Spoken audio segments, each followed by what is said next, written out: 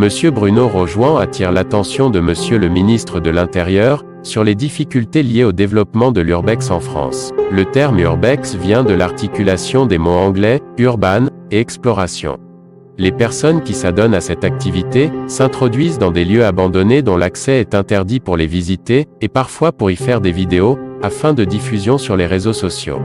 L'article 226-4 du Code pénal condamne pourtant l'intrusion dans le domicile d'autrui, à l'aide de manœuvres, menaces, voies de fait ou contraintes, hors les cas où la loi le permet.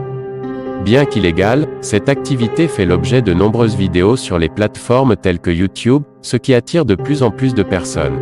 De plus, outre le fait que cette activité soit dangereuse, elle entraîne surtout de nombreux vols et dégradations dans les lieux en question. Or, l'article 311-3 du Code pénal énonce que le vol est puni de 3 ans d'emprisonnement et de 45 000 € d'amende, et l'article 322-1 du Code pénal, que la destruction, la dégradation ou la détérioration d'un bien appartenant à autrui, est puni de 2 ans d'emprisonnement et de 30 000 € d'amende, sauf s'il n'en est résulté qu'un dommage léger. Pour autant, cette activité est en plein essor et ce malgré la répression et les interdictions. La présence de technologies de surveillance, de voisins aux aguets ou même de vigiles ne dissuade d'ailleurs pas ces explorateurs.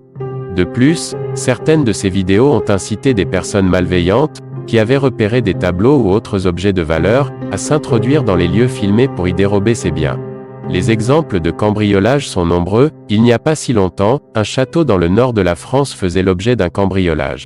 Lors de son arrestation, l'auteur des faits arguait qu'il était présent pour faire de l'urbex, alors que l'enquête démontra qu'il était en train de soustraire des objets de grande valeur.